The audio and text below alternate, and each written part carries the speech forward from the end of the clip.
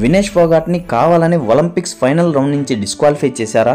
ఈ కుట్ర వెనకాల బీజేపీ లీడర్స్ యొక్క హస్తం ఉందా? గతంలో వినేష్ ఫోగాట్ లాంటి చాలామంది రెజ్లర్స్ వాళ్ళ వెయిట్ని ఓవర్ నైట్లో 2-3 kgs తగ్గించుకొని రెజ్లింగ్లో పాల్గొన్నారు. వాళ్లకు సాధ్యమైంది వినేష్ ఫోగాట్కి ఎందుకు సాధ్యం కాలేదు? కేవలం 100 grams వెయిట్ని ఎందుకు తగ్గించుకోలేకపోయింది? డిస్క్వాలిఫై చేసిన తర్వాత ఇండియన్ గవర్నమెంట్ ఎందుకు వినేష్ ఫోగాట్ వెనకాల స్ట్రాంగ్గా నిలబడలేకపోయింది? అసలు దీని వెనకాల జరిగిన కుట్రేంటి? ఇలాంటి చాలా అనుమానాలు మనందరిలో ఉన్నాయి. ఆ అనుమానాలని క్లియర్ చేయడానికే ఈ వీడియో చేశాను. ఈ వీడియో మొత్తం చూస్తేనే మీకు ఒక క్లారిటీ వస్తుంది. So let's begin our episode. Vinesh Phogat గత కొన్ని రోజులుగా సోషల్ మీడియాలో మారి మోగిపోతున్న పేరు. ఈమె ఒక ఇండియన్ రెజ్లర్. ఈమెపై ఆల్రెడీ దంగల్ అనే ఒక మూవీని కూడా తీశారు. అప్పట్లో ఈ మూవీ మంచి వసూళ్లను కూడా కలెక్ట్ చేసి ఇండియాలోనే కాదు చైనాలో కూడా ఒక మంచి హిస్టరీని క్రియేట్ చేసింది.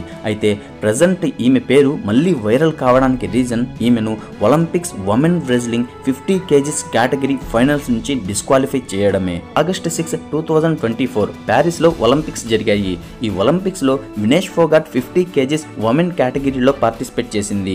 యాక్చువల్గా వినేష్ ఫోగాట్ 53 kgs కేటగిరీలో పార్టిసిపేట్ చేయాలనుకుంది. కానీ అప్పటికే అంతిమ్ ఫంగల్ అనే మరో రెజ్లర్ 53 kgsకి సెలెక్ట్ కావడంతో ఆ అవకాశాన్ని కోల్పోయింది. 50 kgsకి అప్లై చేసింది. ఫస్ట్ మ్యాచ్ స్టార్ట్ అవ్వడానికి ముందు ఆమె వెయిట్ 47 kgs. ఒలింపిక్స్ రూల్స్ ప్రకారం ప్రతి రెజ్లర్ యొక్క వెయిట్ని వాళ్ళు పార్టిసిపేట్ చేయడానికి ముందు ప్రతి రౌండ్కి చెక్ చేస్తారు. ఏ కేటగిరీలో అయితే పార్టిసిపేట్ చేస్తున్నారో ఆ కేటగిరీకి మించి వెయిట్ అనేది ఉండకూడదు. ఫర్ ఎగ్జాంపుల్ 50 kgs కేటగిరీలో పార్టిసిపేట్ చేసే వాళ్ళ వెయిట్ 50 kgs కంటే ఎక్కువ ఉండకూడదు. అలాగే 53 kgs కేటగిరీలో పార్టిసిపేట్ చేసే వాళ్ళ రెజ్లర్స్ యొక్క వెయిట్ 53 kgs కంటే కూడా ఎక్కువ ఉండకూడదు. ఒకవేళ అలా కాకుండా ఎక్కువ వెయిట్ ఉంటే ఒలింపిక్స్ రూల్స్లో ఆర్టికల్ 11 ప్రకారం వాళ్ళను డిస్క్వాలిఫై చేస్తారు. వినేష్ ఫోగాట్ ఎప్పుడూ కూడా 57 kgsని మెయింటైన్ చేసేది. కానీ ఒలింపిక్స్ కోసమే ఆమె తన వెయిట్ని 57 kgs నుంచి 47 kgsకి తగ్గించుకుంది.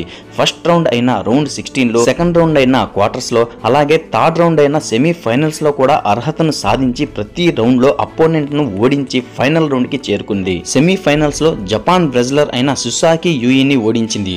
సుసాకి యూయిని ఓడించడం అంత సామాన్యమైన విషయం కాదు. ఎందుకంటే ఇప్పటి వరకు జపాన్ రెజ్లర్ సుసాకి యూయి 83 మ్యాచ్లు ఆడితే ప్రతి మ్యాచ్లో గెలిచింది. అంటే ఓటమి అనేది ఎరుగని ఒక స్ట్రాంగ్ రెజ్లర్. అలాంటి రెజ్లర్ని ఓడించి ఫైనల్కు చేరుకుంది. ఎప్పుడైతే సుసాకి యూయిని ఓడించిందో అప్పుడే అందరికీ, అంటే మన ఇండియాలో ప్రతి ఒక్కరికి కూడా ఒక హ్యాపీ ఎన్విరాన్మెంట్ అనేది క్రియేట్ అయిపోయింది. కన్ఫామ్గా మనం సిల్వర్ మెడల్ కొడతాము అని అందరూ ఫిక్స్ అయిపోయారు. సెమీఫైనల్స్ ఎప్పుడైతే క్లియర్ చేసిందో అప్పుడు మన ఇండియన్స్ అందరూ కూడా సోషల్ మీడియాలో వినేష్ ఫోగాట్ని ట్రెండింగ్ నెంబర్ 1లో ఉంచారు. అందరూ కూడా చాలా హ్యాపీగా ఫీల్ అయ్యారు. ఫైనల్స్కి చేరుకున్నాం అంటే సిల్వర్ మెడల్ కన్ఫామ్ అయినట్టే. ఇప్పటి వరకు మన ఇండియన్ హిస్టరీలో మహిళల రెజ్లింగ్ ఒలింపిక్స్లో 50 kgs కేటగిరీలో ఫైనల్స్కి చేరిన వాళ్ళు ఎవ్వరూ లేరు. ఒక్కరంటే ఒక్కరు కూడా లేదు. మొట్టమొదటిసారిగా మనం హిస్టరీని క్రియేట్ చేయబోతున్నాం అని అందరూ ఫీల్ అయ్యారు. ఆ ఒక్కరోజే వినేష్ ఫోగాట్ 3 మ్యాచెస్ని క్లియర్ చేసి సిల్వర్ మెడల్ని కన్ఫర్మ్ చేసుకుంది. ఇక ఫైనల్ రౌండ్ మాత్రమే మిగులుంది. యాజ్ యూజువల్గా ప్రతి రౌండ్కి ముందు వెయిట్ చెక్ చేయాలి. అలా చెక్ చేసినప్పుడు వినేష్ ఫోగాట్ వెయిట్ 52.7 kgs ఉంది. అప్పటి నుండి వినేష్ ఫోగాట్ ఎలాగైనా వెయిట్ తగ్గించుకోవాలని ఒక్క క్షణం కూడా వేస్ట్ చేయకుండా, రాత్రంతా నిద్రపోకుండా, ఫుడ్ తినకుండా, పచ్చి మంచినీళ్ళు కూడా తాగకుండా కంటిన్యూస్గా రన్నింగ్ చేస్తూనే రాత్రంతా గడిపేసింది. వెయిట్ తక్కువగా ఉండాలని తన హెయిర్ని కూడా కట్ చేసుకుంది. మీరు ఈ పిక్చర్లో చూడొచ్చు. సెమీఫైనల్ వరకు తన హెయిర్ ఎలా ఉందో, సెమీఫైనల్ తర్వాత తన హెయిర్ ఎలా ఉందో మీకు క్లియర్గా తెలుస్తుంది. అంతేకాకుండా తన నెయిల్స్ని కట్ చేసుకుంది. అంతటితో ఆగకుండా బాడీలో నుంచి బ్లడ్ని కూడా తీయించుకుంది. వెయిట్ని ఎలాగైనా మెయింటైన్ చెయ్యాలి అని. వెయిట్ చెక్ చేసినప్పుడు తక్కువగా ఉండాలని చాలా తేలిగ్గా ఉండే డ్రెస్ని కూడా వేసుకుంది. ఇలా రాత్రంతా విపరీతంగా కష్టపడి 2.6 kgs వెయిట్ తగ్గింది. ఫైనల్ రౌండ్కి వెయిట్ చెక్ చేసినప్పుడు 50.1 kgs చూపించింది.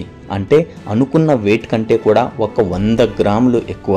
ఇక అంతే, వినేష్ ఫోగాట్ ఫైనల్ రౌండ్ నుంచి డిస్క్వాలిఫై చేస్తున్నట్టు ఒలింపిక్స్ అసోసియేషన్ ప్రకటించింది. అప్పటి వరకు ఎన్నో ఆశలు పెట్టుకున్న వినేష్ ఫోగాట్ కుప్పకూలిపోయింది. ఈ వార్త విన్న కొంచెంసేపటికే హాస్పిటలైజ్ పాలయ్యింది. ఇక్కడి నుండే అసలు కాంట్రవర్సీ అనేది మొదలయ్యింది. అప్పటి వరకు సైలెంట్గా ఉన్న మోడీ ఎక్స్ అకౌంట్ నుంచి వినేష్ ఫోగాట్ని సపోర్ట్ చేస్తున్నట్లు తను ఛాంపియన్స్కే ఛాంపియన్ అని చూపిస్తున్నట్లుగా ఒక సానుభూతి చూపిస్తున్నట్లు ఒక ట్వీట్ బయటకు వచ్చింది. క్వార్టర్స్లో సెమీఫైనల్స్లో గెలిచినప్పుడు కంగ్రాట్ చేస్తూ ఒక్క ట్వీట్ కూడా రాలేదు. కానీ డిస్క్వాలిఫై అయిపోయింది అనగానే ట్వీట్ చేయడం వెనుక అసలు కారణం ఏంటి? అసలు ప్రతి రౌండ్ తర్వాత రెజ్లర్స్ యొక్క డైట్ని కరెక్ట్గా మెయింటైన్ చేస్తూ వాళ్లకు ఫుడ్ని అందిస్తారు. కరెక్ట్గా ఫైనల్ రౌండ్కి వచ్చేటప్పటికి వెయిట్ సడన్గా ఎలా పెరిగిపోయింది? ఒకవేళ వెయిట్ పెరిగినా కూడా ఫైనల్స్లో డిస్క్వాలిఫై చేసినప్పుడు ఇండియన్ గవర్నమెంట్ వినేష్ ఫోగాట్ వెనుకాల స్ట్రాంగ్గా ఎందుకు నిలబడలేదు? ఒకవేళ నిలబడి ఉంటే తను ఫైనల్ రౌండ్స్లో పోటీ చేసే ఛాన్స్ దొరుకుండేది కదా. ఇలాంటి చాలా అనుమానాలు మొదలయ్యాయి. ఒకప్పటి ఒలింపిక్ విజేత అయిన విజేంద్ర సింగ్ వినేష్ ఫోగాట్ వెనుక ఏదో కుట్ర జరిగిందని, జనరల్గా పోటీ చేసే కేటగిరీ కంటే ఎక్కువ వెయిట్ ఉన్న 2-3 kgs ఎక్కువ వెయిట్ ఉన్నా కూడా మనం మేనేజ్ చేసుకుంటే అనుమతిస్తారని, కానీ కేవలం 100 grams-కి ఇంత స్ట్రిక్ట్గా పట్టుకోవాల్సిన అవసరం లేదని, ఇలా డిస్క్వాలిఫై చేయడం సరికాదని పేర్కొన్నారు. దీని వెనకాల ఏదో బలమైన కుట్ర జరిగిందని స్ట్రాంగ్గా చెప్పారు. ఇదిలా ఉంటే గతంలో బీజేపీ ఎంపీ అయిన బ్రిజ్ భూషణ్పై సాక్షి మాలిక్, వినేష్ ఫోగాట్ లాంటి చాలామంది రెజ్లర్స్ లైంగిక ఆరోపణలు చేసి ఢిల్లీలోని జంతర్ మంతర్ వద్ద ధర్నా కూడా చేశారు. రోడ్డు పాలయ్యారు. వాళ్ళని పోలీసులు రోడ్డు మీద నుంచి లాక్కెళ్లి చిత్రహింసలు కూడా పెట్టారు. అప్పట్లో ఈ వైరల్స్ అంటే ఈ న్యూస్ అనేది చాలా వైరల్గా మారింది. దీనికి సంబంధించి కొన్ని క్లిప్స్ కూడా మనకు బయటకు వచ్చాయి.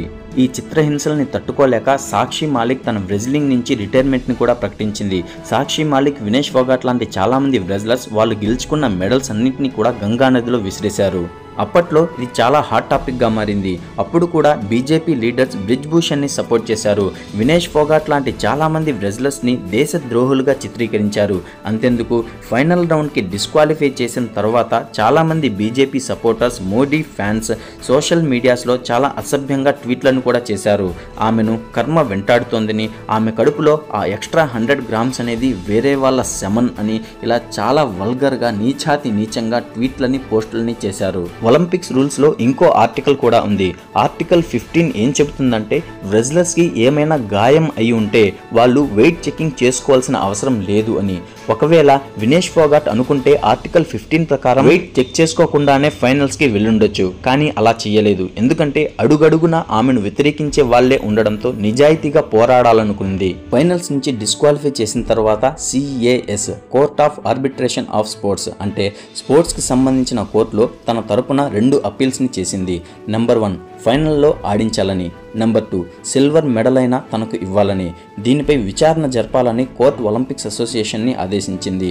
10 ఆగస్టు 9:30లోగా, అంటే రాత్రి 9:30లోగా ఒలింపిక్ అసోసియేషన్ ఆ తీర్పుని వెలువరించాల్సింది. కానీ ఆ తీర్పుని ఆగస్టు 13కి వాయిదా వేస్తున్నట్లుగా ప్రకటించారు. ఒలింపిక్స్ నుంచి డిస్క్వాలిఫై చేసిన తర్వాత వినేష్ ఫోగాట్ ఒక ట్వీట్ చేసింది. అదేంటంటే, అమ్మ ఇక నాకు పోరాడే శక్తి లేదు. ఒలింపిక్స్లో రెజ్లింగ్ నా మీద గెలిచింది.